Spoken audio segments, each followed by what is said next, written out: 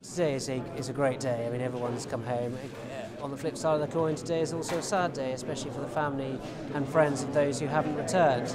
Each loss we've suffered has made us more resolute to continue, more determined to continue with our job. What was it like, sort of losing Colonel Thornlow?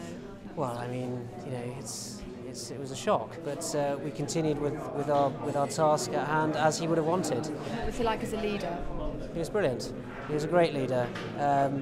He had the common touch. Extremely approachable, extremely intelligent. Set a fantastic example, and the blokes loved him. How will it be tonight when all your colleagues come back? It'll be fantastic because I haven't seen some of them for 6 months since we deployed, so it'll be really good to see the lads back. What's the most frightening or challenging experience that you had over there? Seeing men injured, probably. That's the one. I got shot straight through my ankle and it went straight into my left leg. I'm still in rehabilitation mode at the moment. All Carl's family have come down from Wales, so it took them about two and a half hours to drive down. My husband's quite easygoing.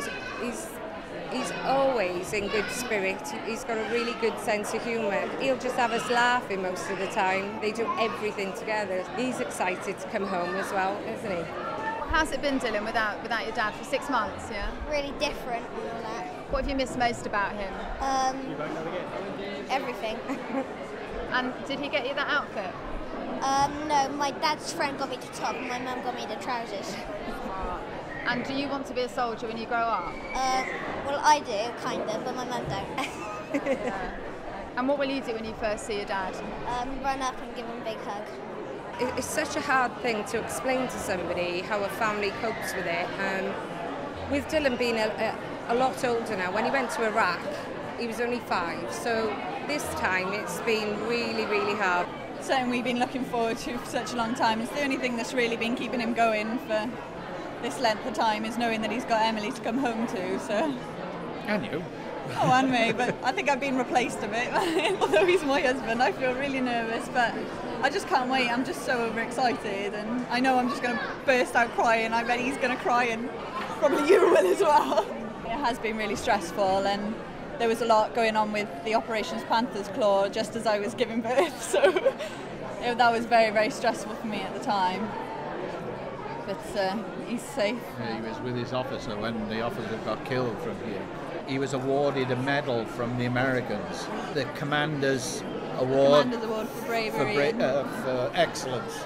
But we don't know why, because you won't say anything. He's not allowed to say. He's not home for very long. No, he's home for about 2 weeks. Well, till Monday, and he's got to go back. He's seen a lot more than anything that he's not really tried to tell me because it upsets me too much. I think every morning somebody's going to drive up to your door and tell you exactly the same thing as they've just told somebody else, and every car noise coming up your drive is just gives you a heart attack, basically. That's something I think we have to face up to. And plenty of people have had that knock on their door, and it's horrible. It's the worst tour ever.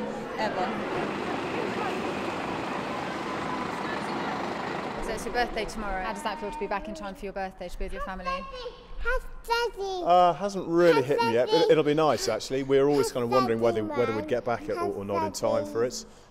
But it'll be nice. It'll be a fairly quiet day, I think, with the family, but I think I'll have my hands full with these two. All in all, people are sort of describing it as the worst tour for injuries and fatalities. How does that affect you when you're actually out there on the front line? To be honest, it just doesn't. There's stuff to do. We were given a very clear mission by the commanding officer and the brigade commander. We knew what we had to do, and we just get on with the task. Each day there's new things to do, and we just get on with it. The best thing that we've done is help to improve security, and probably the most visible part of that has been the elections. It's not for me to comment on the political side of things, but in terms of Helmand Province was the only province where all the polling stations were open.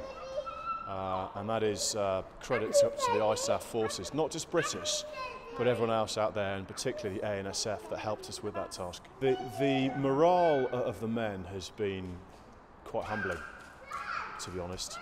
The esprit de corps is extremely high in this battalion. We're a family battalion. and we have been extremely close. We always have been. And our losses and our successes only further galvanise that. It's a very close battalion.